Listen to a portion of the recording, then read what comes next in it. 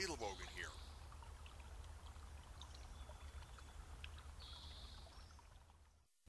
Hello, Fiedelbogen here.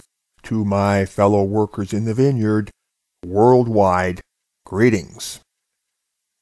Today's talk is titled, Is There Any Excuse for Feminist Aggression?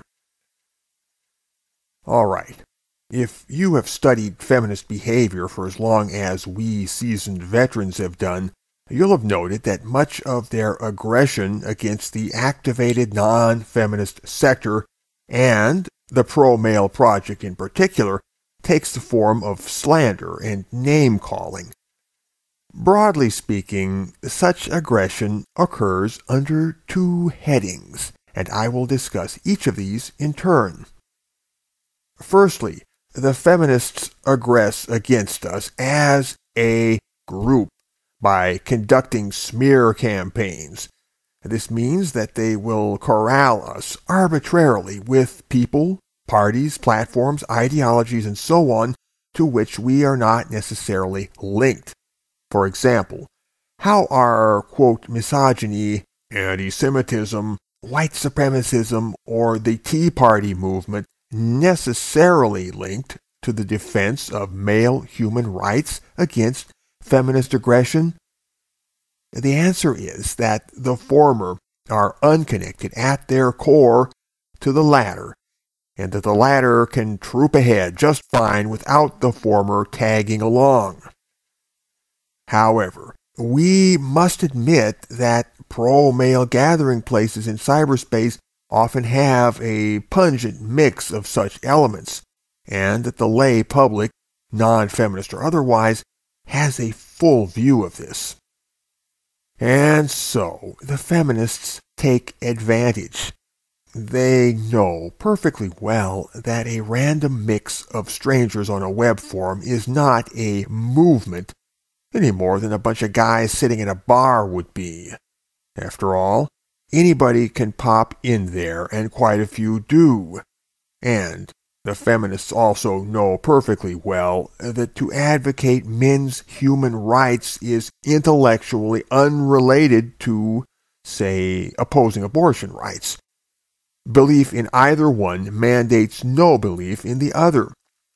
Finally, the feminists know perfectly well that if somebody makes a, quote, misogynistic comment and somebody else voices no objection, it puts zero tarnish on the principle that men have human rights. But still, in all of these ways and more, the feminists take advantage. And well they know it. Yes, that is how a smear campaign works. The verb to smear is a metaphor. Just imagine putting 10 or 12 blobs of differently colored paint side by side and literally smearing them together with your fingers. I think you get the idea.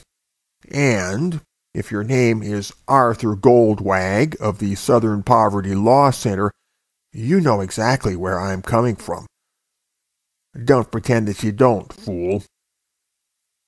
Secondly, the feminists aggress against us as individuals by redirecting the discussion toward our real or imputed character flaws. For example, it packs no intellectual weight whatsoever to call somebody a neckbeard or to suggest that he lives in his mother's basement.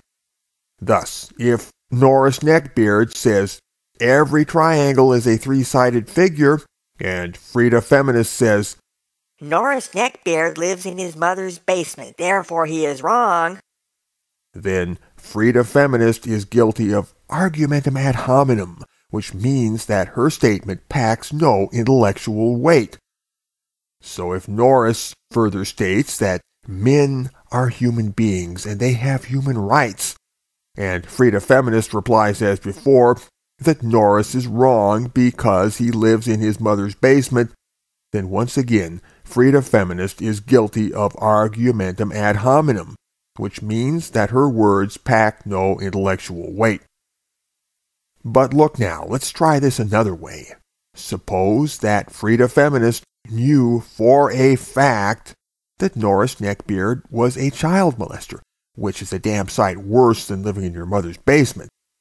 Would that modify the truth value of Norris's original statement about triangles? Well, if I know my geometry, the effect would be diddly-boo. But more interestingly, how would it affect the truth value of Norris's second statement? If it be known for a fact that Norris Neckbeard is a child molester, would that damage the principle that men are human beings with human rights? All right, now suppose Norris is a homophobe, or a Tea Party dude, or an anti-abortionist, or an anti-Semite, or a PUA lounge lizard, or anything else of a similar controversy rating.